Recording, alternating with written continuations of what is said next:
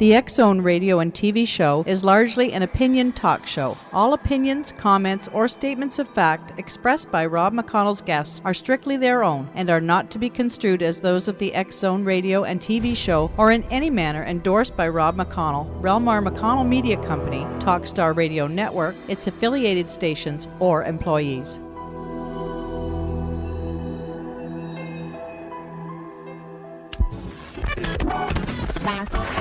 All Hit Radio.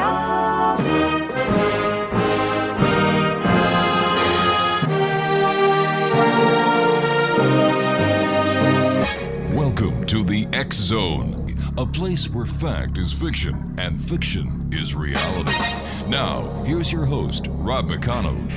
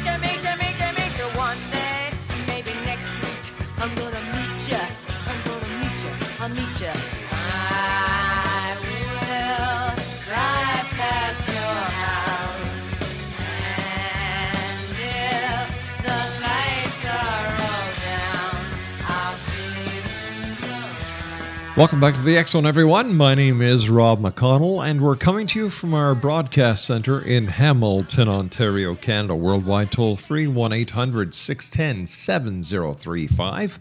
My email address is xzone@xzoneradiotv.com. On MSN Messenger and Skype, X-Zone Radio TV, and our website, www.xzoneradiotv.com. And you can always go and listen to the last 60 days of shows at xzonepodcast.com. My guest this hour is the author of Anticipation of the Peniten. Her name is Nancy LaRonda Johnson, and Nancy was raised in Berkeley and currently resides in Hayward. Anticipation of Peniten is her debut novel. She has written short stories, poetry, and personal journals most of her life, and won her first award for a short story in 6th grade summer program. She has a love of stories, and she is character-driven and has surprising twists in her stories. She attained a BA in sociology from UC Santa Cruz and a JD from the University of San Francisco School of Law. She raised a niece and nephew as a single parent for 10 years, during which time she began working as a deputy probation officer for San Mateo County, where she has been employed for 12 years.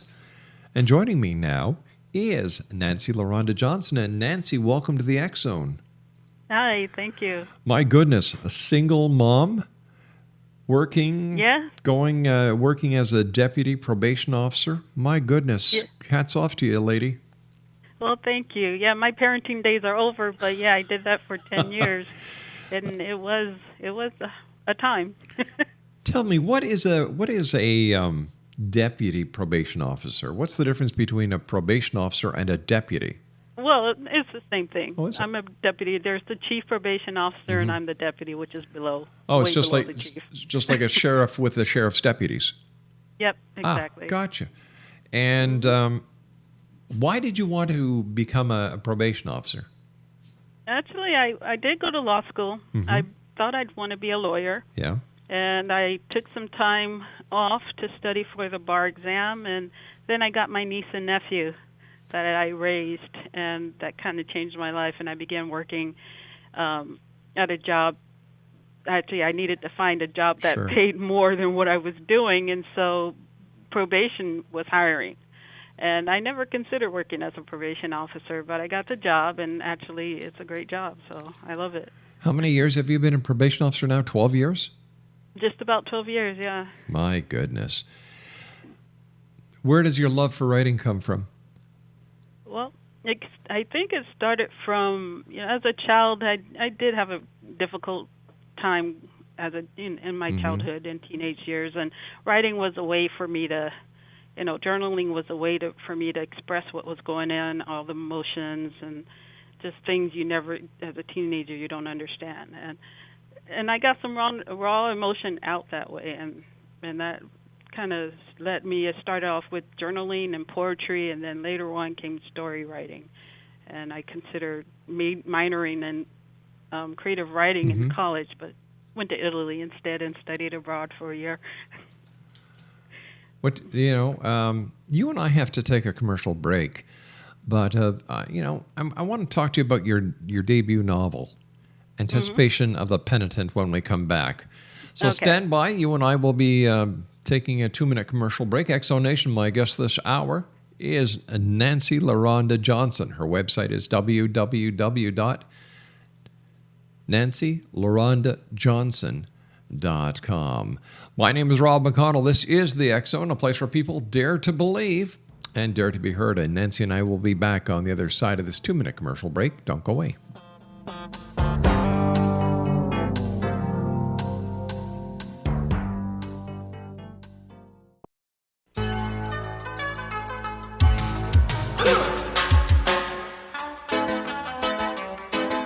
Bad boys, what you want, what you gonna do when Sherry John Brown come for you? Tell me what you wanna do, what you gonna do? Yeah, bad boys, what you gonna do? What you gonna do when they come for you? Bad boys, what you gonna do? What you gonna do when they come for you? When you were 8 and you had bad traits, you go to school and learn the golden rule. So why are you acting like a bloody fool? If you get hot, then you must get cool. Bad boys, what you gonna do?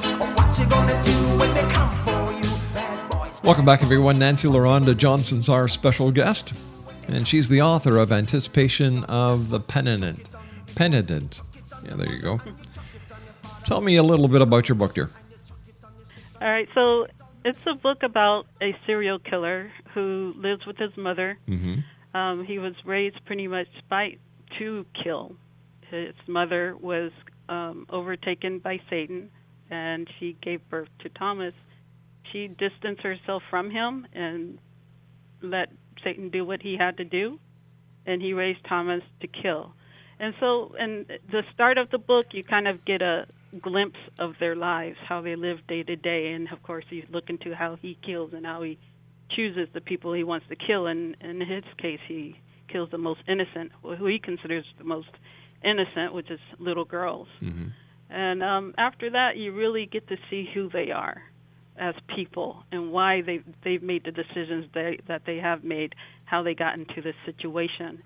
And so I really, when in writing this book, I wanted to answer questions like there's a lot of writers who have the question, especially writers of horror and writers of true crime.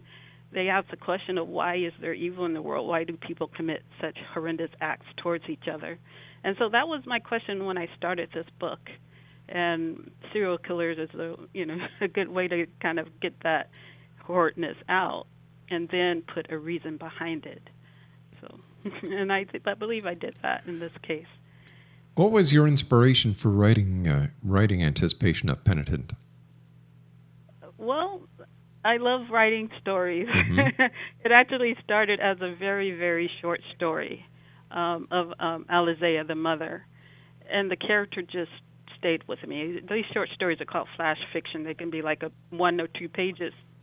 And the character stayed with me, and it just developed from there. And then I've always loved watching and movies and reading books, documentaries, true crimes, and fiction about serial killers. And, just to answer that question, why do they do that? I'm trying to understand what's going on. And so this book kind of developed in that. And not only just, I guess I didn't want to just understand why they did it. It was a thrill for me to, it's a different world. And we like to learn about different worlds that are totally outside of ourselves. So tell me this: how do you do research into a sociopath that is demonically spawned by the devil? Like, man, this is one heck of a plot. Yeah, it is. And the way you study is by reading a lot. Like I say, I've been reading fiction since I could read, and I love reading, and I love stories that really get into who people are, and also transformative stories. So I really try and get into the character. Right. And so that was, all of that I think led into how I write. And true crime, that helped, and also my job. I work with criminals, and so in working with them, I kind of see how their minds work, how they're so focused into their own world and think they're entitled to use anybody else the way they like, get any, steal from them. So tell me, is there a direct connection, in your opinion, all right? I'm not asking you any other thing except for your opinion, between criminals and evil, the devil? Yeah, definitely. I believe so. I mean, there's a connection. Unfortunately, the devil has a connection to all of us. Right. And all of us have evil inside of us because of that. And so, yeah, the more evil you do, the more you allow Satan to work through you. He's using you in that way. I've heard this about your book, that it's sinister yet profoundly human. Do you agree with that? Yeah, I do. And again, it's sinister because you really do see the dark side of these people. They seem like normal people living normal lives, but they do horrendous acts, and they let horrendous things happen without doing anything, especially the mother. And you think, what's wrong with her? And in that sense, it's very sinister. And Thomas loves his job of killing. That's his whole life. And then later on, I say it's human because you really get to see them as people. And you realize, hey, even though they've done these horrible things, will they stay this way, or will they change, or will they become worse? And so we all have those decisions in life. Will we change for the better? Will we stay the same? Or will we try and improve ourselves? And I think no matter how horrible you start off in life, you have that option to change, to make those decisions. And so I wanted to develop that in this book. Is it really evil, or is it a flaw in the person? Is evil something that we use as an excuse to justify our actions? Or is it really something evil, demonic, taking over the person and making them do it? I have a hard time with that because, I see religion being used for thank God for this, and, the devil made me do it on the other hand. So where do we draw the line between using evil as an excuse for our actions compared to the truth being that the person wanted to do it themselves and that there was nothing, there was no outside influence of any demonic nature whatsoever? Well, I think you're kind of making two statements here, where we're always influenced by the spirit world, by evil, by good, Do you really Those think? two Okay, worlds, always. Huh? I have a problem. I have a problem with that because I don't. Well, wait a minute. That's one statement. Okay. I think we are always influenced by that, but we have free will. We can choose which influences we're going to react to. But isn't free will another escape? If we see some, I'm sorry. Isn't the version of free will just another escape clause that we humans have incorporated into our vocabulary so that we don't have to be committed or pinned on any specific point? I don't see how that is. I mean, free will just means we have that choice. It doesn't mean that, we're puppets that are guided by God or by Satan. I'm sure there are, I do believe that there are some circumstances where a devil might or spirit might, enter someone and take control. I'm sure that's happened sometime in the history. But in most cases, we this evil or goodness that enters us, we have the choice, which is innate in us. In this sense, it's innate in us to decide we're going to act in this way and we're going to act in that way. And some people act more in bad, more evilly, because it becomes a habit, and it becomes, in a sense, an addiction. And so I'm not saying that, no, we don't have a control because the devil's made us do this. No, it's our choice that we've acted this way until it became our body habit and until it became an addiction. And it's an addiction that's hard to break, but it can be broken. So you're saying that a criminal act is an addiction? In a sense, I think it's comparable to an addiction. When all you've learned is to do evil and you don't see any other way out and you don't care to see if there's another way out, you like the feel, you like your life, and you just want to do what you do. And, well, I guess what I'm trying to say is that some criminals, they see that they can live another way, but it's too hard to change, or it's too hard to consider how life can be in that sense, and they like what they're doing. What about free will? Yeah, that is free. I mean, free will is, that was my main point, that there is free will. We can choose. But there's a lot of people don't want to put the work into it. But you said, they can't see another way out. If free will is there, they have the other way out. Well, yeah, but they have to acknowledge it. They have to, by seeing it, we can blind ourselves to what we want to see in life, and we do that often. And so I think that's why, we, as humans, we're not born with all the knowledge in the world. We're not born with total knowledge and knowing who we are. That's why we go through all these changes and turmoils and everything. But it comes to a point where we have to accept this as, who we are as people. We have to accept our abilities and accept our choices in life.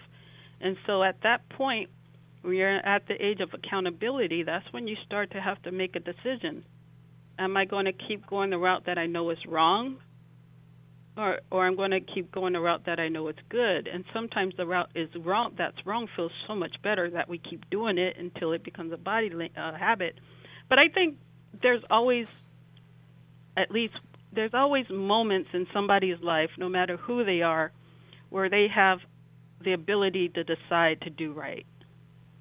And whether or not they take that is their choice. In a sense, that's their free will to decide that they're going to work hard and try and change for the better. And sometimes it's an epiphany in a sense, and other times it's just a realization that I'm sick of living this way. And so many people get to that point. All right, so what role does society play on the reasons why a person may turn to crime? Well, I think that the bad things people do, I don't want to keep using the word evil because that means evil to me means so many different things, but the things bad people do, sometimes they're born with a certain amount of badness in each person. Probably, this is theology. We can argue so many different things. Like some people are born evil. Some people learn to be evil. Some people chose to be evil. Do you really think, in your heart of hearts, that some people are actually born evil? That I don't know. I won't say evil. I would say there are definitely some people that are born maybe with some brain impairment. That's that are sociopaths. There are people that are born psychotic, and I'm not saying criminally psychotic, but just psychotic. They can't help it. There are some people born with a sociopath disorder, and so. But again, all right, Nancy, stand by. I've got to take my news break. We'll be back after the news. www.NancyLaRondaJohnson.com is her website. We'll be back on the other side of the news. Don't go away.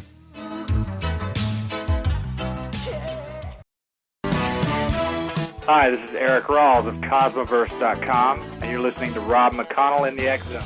Hi, this is Blade Runner, and you are listening to Canada's #1 paranormal radio show, The X Zone, with Rob McConnell. Hi, I'm Laura Sabrin of Feast to Fields Organic Vineyard in Jordan, and you're listening to Canada's #1 paranormal radio show, The X Zone, with Rob McConnell. Hi, my name is Lady Ashley, the White Witch of Niagara-on-the-Lake, and you're listening to Canada's #1 paranormal talk radio show, The X Zone, with Rob McConnell. Welcome to the X Zone, a place where fact is fiction and fiction is reality. Now, here's your host, Rob McConnell.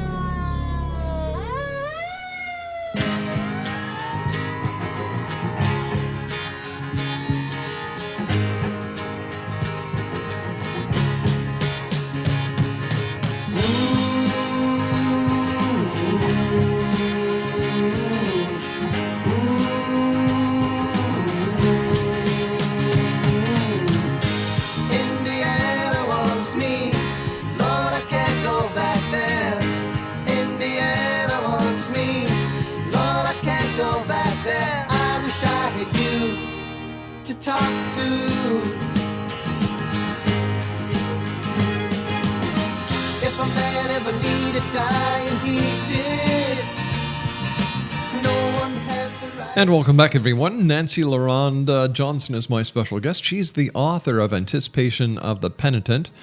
Her website is www.nancylarondajohnson.com. And Anticipation of the Penitent was a front runner in the indie publishing contest sponsored by the San Francisco Writers Conference in 2012. And congratulations on that. Thank you. And would you say that some of your inspiration for your book actually came from your job as a probation officer? I wouldn't say the inspiration came from it, but I would say that it helped with character development. It helped me to really describe in the book or expound in the book how these people are thinking and why they've made the decisions that they make, because it's how it's pretty much the criminal mind, criminality, how they think. It's like they have a focus in their way of thinking that the way they live is the way they should be living, and this is what I got to be doing. This I have no choice. This is who I am, and so that's what I kind of brought out in the book. That in the beginning you see that they think this is who they are. They have no choice. They're stuck. This is the life that they're living. The mom, she hates it. The son, he loves it. However, later on, and of course this is all controlled by Satan, but later on, to tie it back to what we were talking about, although they believe that they were being controlled by Satan, they realize that they do have a choice, that the mom realizes she has a way to free herself from this life, and she goes towards that, and she's hoping her son will choose to go towards that. So have you written some of your own religious philosophies and religious beliefs into your book? I don't know if they're my own, but yes, there is some Christian theology in there as well. So it's hard to separate. For me, in writing, not all of my writing has Christian theology in it, but most of it does because it's part of my life. So it's hard to always separate it from. I don't want to separate all the time from my life. It just flows through. So in this book, when I'm talking about Satan, I have to talk about God, and God is the only way that they see can free themselves from this bond they have with Satan. But what happens if they don't believe in God? Well, that's a question that each person they'll find out when they die. What happens when you don't believe in God? Me personally, I think that God has so much love inside of him that it depends. If someone say they lived outside of God's influence, that they were pretty much raised in an evil family, and say like in gangs or drugs, and they never really had real access to God, I think God would give them that final chance. In church they teach a lot that you have until you die. And if you don't accept Christ before you die, then you go to hell. And I don't necessarily believe that personally, because I think God has too much love inside of himself. And if someone was never really explained the truth of him, I don't think he would just send them to hell without giving them another chance. I was wondering if you could give us specific examples of some of the cases that you've worked on. Well, specifically, there's I can say there's most people in jail are there because of drugs. Mm-hmm. And there was a woman who, she had a good job as a nurse, and she ended up getting addicted to drugs, where she lost her job, she lost her child, and ended up in jail. And she got out, did treatment, was trying to work to get her daughter back, but ended up back in jail, ended up using again and getting back in jail. And I arrested her.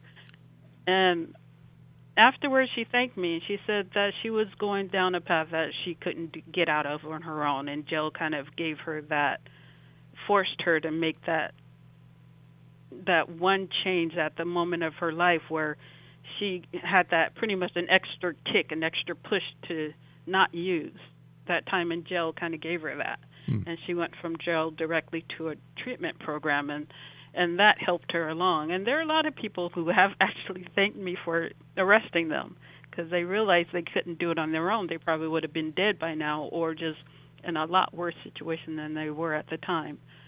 So at the time, of course, they didn't like it, but afterwards they realized it was the best thing. You know, we I'm sorry. Mm-hmm. No, go ahead. I know, unfortunately, some people, they don't see it that way. They go to jail, they have option for treatment, but they'd rather just go back out and do the criminal life again. And that's a lot of people, unfortunately, do that.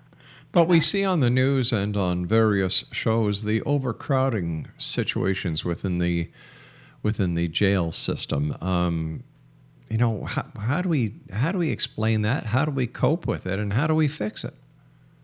Oh, shoot. I'm not a politician just for that reason. No. They're really trying. I think, well, I'm not saying that. I know that they're trying. There's I don't agree necessarily with all the ways that they're trying to control that, but they are, in California, there's people have an option. There's alternative sentencing where people can go to treatment instead of going to jail, or they can do work furlough. They can where they go to work instead of going to jail, or there's other alternatives. And then there's the realignment where people in prison are getting released and getting placed on probation instead of parole because of the overcrowding. They're trying different ways to control that, but that doesn't mean that I don't think the solution is letting people who do wrong not be punished. It almost seems that in some cases the prison system has a revolving door in it. They just come in, go out, come in, go out, come in, go out. Yeah, a lot of times that's true, unfortunately. Wow. But in probation and parole, we try and prevent that. We try and, my goal as a probation officer is to try and help a criminal act in a way that's not criminal, and complete their term of probation successfully and not return to jail. So that's our goal. So we try and we talk to them, we meet with them, we guide them to the things that they need to do to live a socially responsible citizen but sometimes they hit a roadblock and they don't, and we try and work with them still, but sometimes we have to put them back in jail. For our listeners who may not know the difference, what's the difference between being on probation and being on parole? Well, in most states, being on probation is local, it's county level, where you're sentenced to jail instead of going to prison, and you get released on probation for a period of time. So you're supervised for a period of time by probation officers on the county level. Parole is when you go to either state or federal prison, and you get released and you're placed on state or federal parole, and you're supervised by parole officers. Gotcha. So it's just,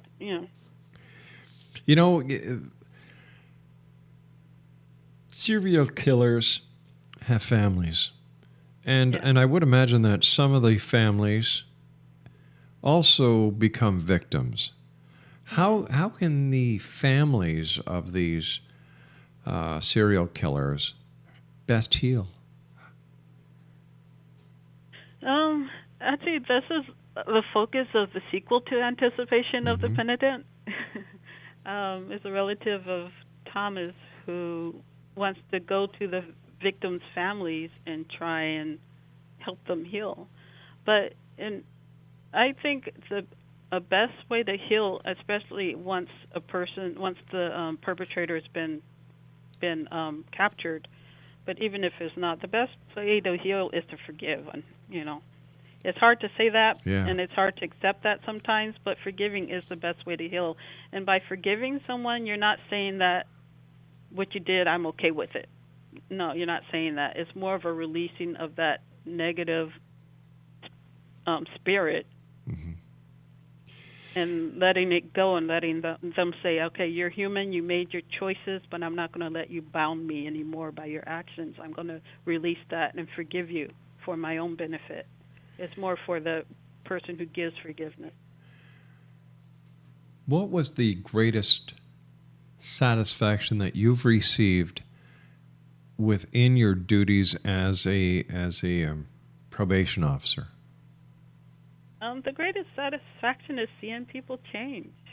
I have this one guy who was very young. He lived with his grandparents and was kind of took for advantage his life with them. He wasn't paying rent. He wasn't paying his probation fees.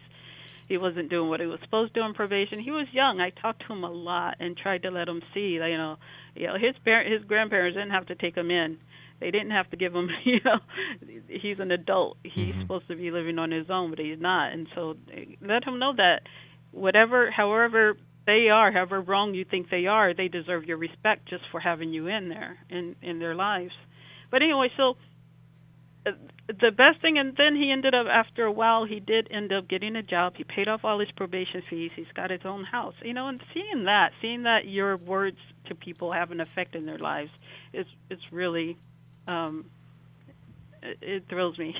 Tell me, do you find it sometimes difficult to keep that distance between being a probation officer and getting closer as a friend? How do you keep that distance? Oh, shoot! If you ask my mom, she'll tell you that I'm cold-hearted. No, I don't know. For me, it's not that hard for some reason. There are some people that I've worked with that I think about every now and then and wish I can just call and just to see how they're doing. Right. But, I don't, because they're living their lives and I'm not their friend. And so, I know it's not that hard for me. I care for them as people, but I know my role as a probation officer, and I'm a representative of the county. Right. So let me ask you this. Obviously, your family is very close. What motivated you to write about troubled families? Well, because my family was a troubled family. Like I said, growing up, there was a lot of stuff going on that took a long time to get over. And I did draw from that in writing this book. Isaiah went through a hard time growing up, and I used sort of my own emotions to write that story. But it came to a point where I realized, especially as an adult, that my mom did the best she could. And I know she did a lot wrong, but she did a lot right, and I have to respect her for that. And I know what she did wrong, she didn't do intentionally. But the thing she did right definitely was intentional. So I have to accept that, as love from her, and just forgive what she's done that's wrong. I know she cares for me, she loves me, and wants the best for me, and always have. She must be very proud of you, being a probation officer and being someone who helps people. Yeah, she is, and she helps people too. So I'm proud of her. She has a home for a boarding care home for the mentally disabled. God bless her. So, yeah. So I really don't think your mother thinks you're cold-hearted. She'll teasingly tell you that because I don't cry very easy in movies, and I don't get so bogged down by sad stories. You know what makes me cry is good stories, and when people change, when people a happy ending. Yeah, or just knowing that people broke loose. That's what get me crying. I know that you had custody of your niece and nephew for 10 years. How did this come about, and how did this affect the writing of your book? Yeah, well, my sister actually was a drug addict, and she wasn't able to raise her kids, and the two I raised were her last two, and there was pretty much no one else in the family who could take them. And I'm the youngest in my family, and I was working swing shift, living in a one-bedroom apartment. I said, no, I can't take them, but realizing there was no one else who could take them, they're going to end up in foster care. I didn't want that to happen, so I did change my shift, got a two-bedroom apartment, and ended up getting them. And that was a hard time. That was a big, big transformation in my life, and that was extremely hard. And I draw on that in my writing as well. All right. Also, is it over? I've been involved with the kinship program, too, which is a support group for people who raise relatives' families. All righty. You and I have to take our final break. Please stand by. Okay. Sure. All this love coming from a lady who says her mother thinks she's cold. I don't buy this one bit. I'm going to call your mother up and ask her. Nancy, stand by. Great talking to you. Exo Nation, Nancy LaRonda Johnson is our special guest. Does she sound like a cold-hearted person to you? Nah. I guess she has to keep that up because she is a probation officer. Well, yeah. Yeah. Okay, well, hold on. I'll be back on the other side of this commercial break with my special guest. Don't go away. And it's so cold and lonely here without you.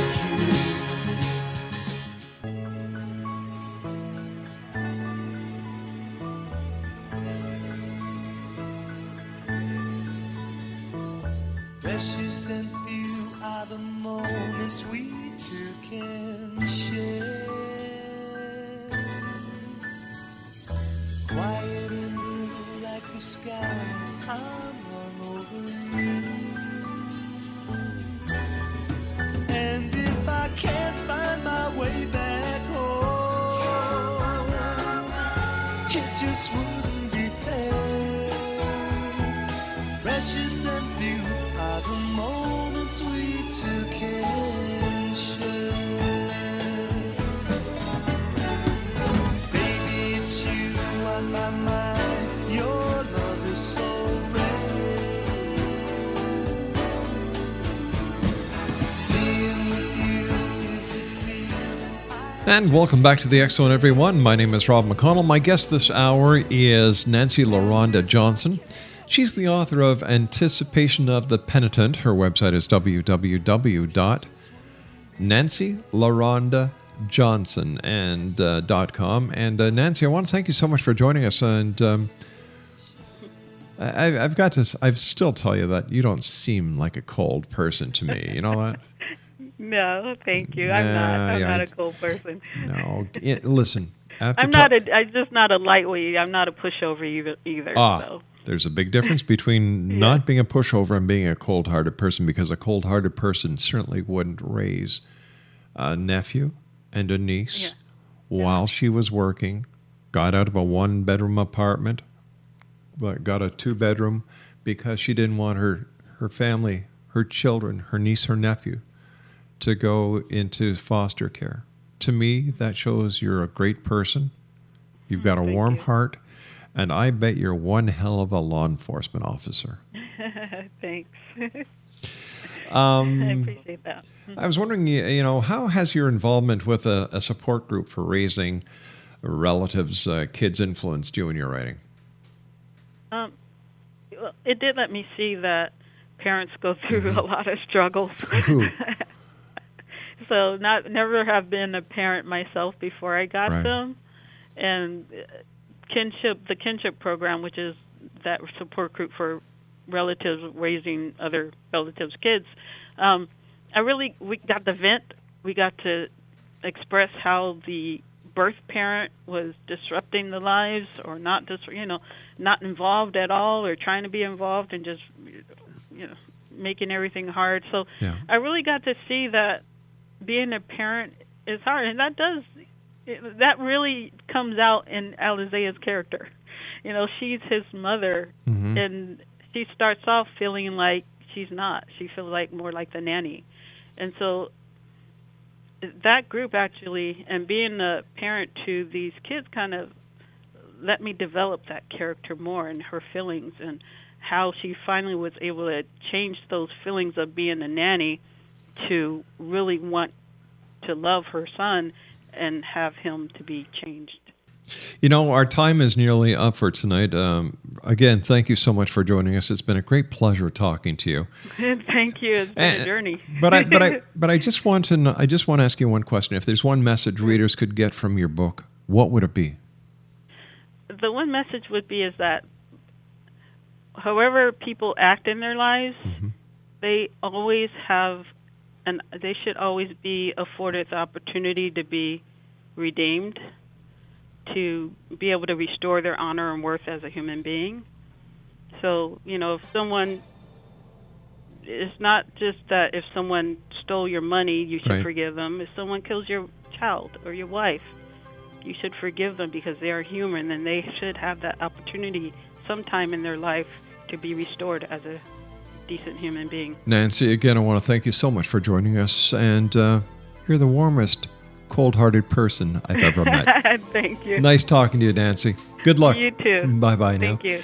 Exo Nation, Nancy LaRonda Johnson has been my guest, www.nancylarondajohnson.com. I'll be back on the other side of the news at 6.5 minutes past the top of the hour here in the X Zone with yours truly, Rob McConnell. Don't go away.